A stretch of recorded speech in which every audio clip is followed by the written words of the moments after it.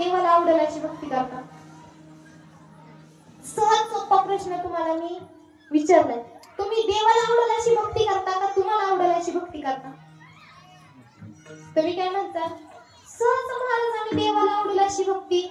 बरोबर का? बरं, मान्य केलं मी, तुम्ही देवाला आवडेल अशी भक्ती करता. पण एक सहज तुम्हाला उदाहरण सांगू का? आपण समजा एखादी देवाला लावायला आपण काय करतो? अगरबत्ती घेतो. सगळे लावतात का सगळ्यांच्या घरी? कुणी धूप लावत असेल, कुणी अगरबत्ती, कुणी आणखीन काय. आपण काय करतो?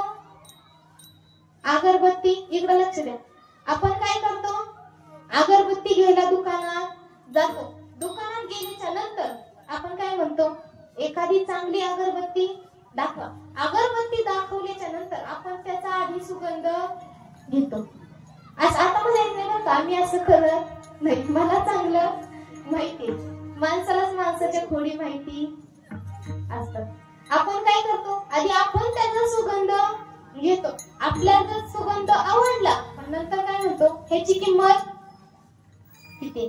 जर त्यांनी जास्त किंमत सांगितली तर आपण काय म्हणतो? नाही, चांगली नाही. कितीही चांगली असू दे, आपण काय म्हणतो? ही चांगली नाही, दुसरी दाखव. दुसरी दाखवल्याच्या नंतर एखादी स्वस्तात आपण अगरबत्ती घेतो. मग त्याचा सुगंध चांगला नसला तरी थोडी ना आपल्याला घ्यायचाय, देवालाच द्यायचाय. बरोबर का नाही? आपण तिथं विचार कशाचा करतो? आपल्या पैशाचा. बरोबर की नाही? पण देवाने ते द्यायचं बंद केलं तर कुठं जातात? देवाने ते द्यायचंच बंद केलं तर कुठं जातात? सहसा एखाद्या माणसाचा आम्ही सांगायला गेलो ना, महाराज देवावरती विश्वास ठेवा, देव सगळं काही चांगलं करतो, तर ते लोक आम्हाला काय म्हणतात माहिती का? नाही, आमच्यावर तर देवाचं लक्षच नाही. काय? आमच्यावरती देवाचं लक्ष नाही. मग आता मला सांगा, देवाचं जर आपल्यावरती लक्ष नसतं तर एक टाइमचं जेवण आपल्याला मिळालं असतं का? मिळालं असतं का? सांगा, मिळालं असतं का? नसतं मिळालं. आता तुम्ही म्हणता असं कसं म्हणता? एकदा असंच रुक्मिणी माता माझ्या पांडुरंग परमात्म्याला म्हणाले, देवा तुम्ही म्हणता ना माझं सगळ्या जगावरती लक्ष आहे, सगळी माझी लेकरं आहे. बरोबर का? सगळी माझी लेकरं आहे. सगळी जेवल्याशिवाय मी जेवण करत नाही, असं माझ्या रुक्मिणी माता त्या भगवंताला विचारतात. तुम्ही असं म्हणता ना, हे खरं आहे का?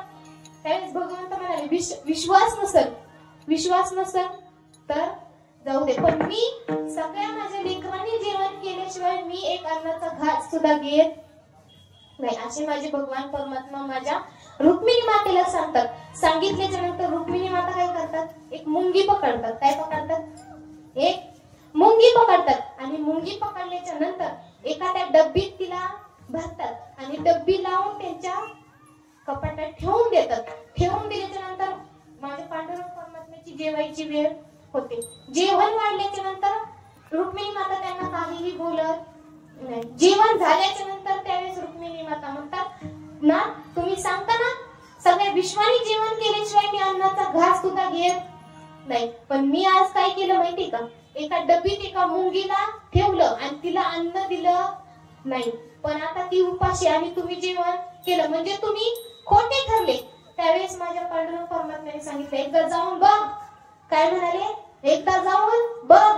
तिने माझ्या आधी जेवण केलं. काय केलं तिने? माझ्या आधी अन्नप्राशन केलंय, तेव्हा मी जेवायला बसलो. त्यावेळेस लगबगीने माझ्या रुक्मिणी माते त्या कपाटाजवळ गेल्या. कपाटातून डब्बी काढली. उघडून बघतात तर काय, ती मुंगी ना एक तांदळाचा कण खात होती. काय करत होती?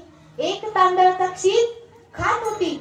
त्यावेळेस माझ्या पांडुरंग परमात्म्याने सांगितलं, तू ज्यावेळेस तिला डब्बीत बंद करत होती त्यावेळेस तुझ्या कपाळाचा तांदळाचा कण त्या डब्बीत पडला होता. काय झालं होतं?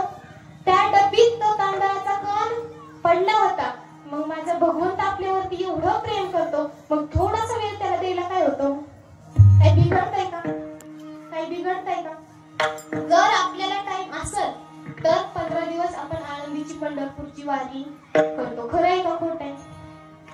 खरं आहे का खोटं आहे? जरी आपण समजा वारीला जायचं असेल तर महिनाभर आधीच आपली लगबग, आपल्या गावात सगळी चर्चा. काय? मी वारीला जाणार आहे बरं का, मी वारीला जाणार आहे. 4 दिवस आधीच आपली बॅग भरायची तयारी. काय? 4 दिवस आधीच आपली बॅग भरायची तयारी होते.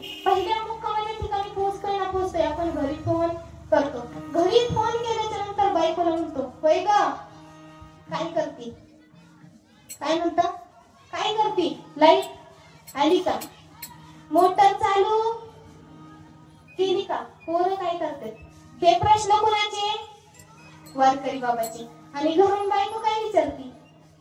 मुक्कामाच्या ठिकाणी पोहोचली का? हरिपाठ झाला का? कीर्तन झालं का? पायी दुखतात का? हे प्रश्न कुणाचे? घरच्यांचे. मग आता मला सांगा, खरा वारकरी कोण? खरा वारकरी कोण? घरचा. हे तिथं जाऊन जर घरचा मोटर चालू बंद करत असेल तर देव गालातल्या गालात हसत असेल. इथं काही कमी बिलकुल आहेत का चंद्रभागेत? म्हणून हे तिसरं येत आहे.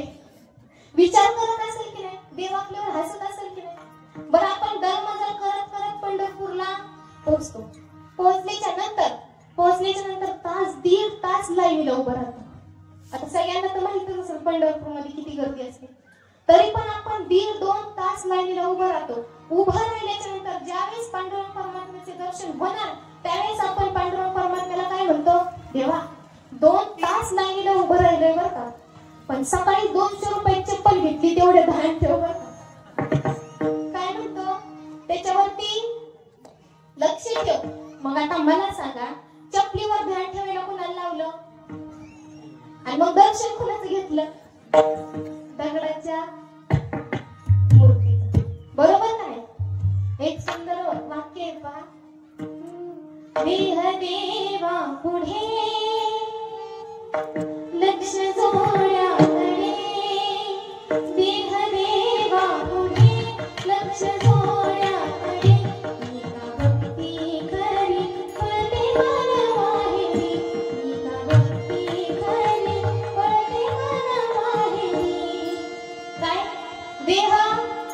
देवापुढे आणि लक्ष जोड्याकडे.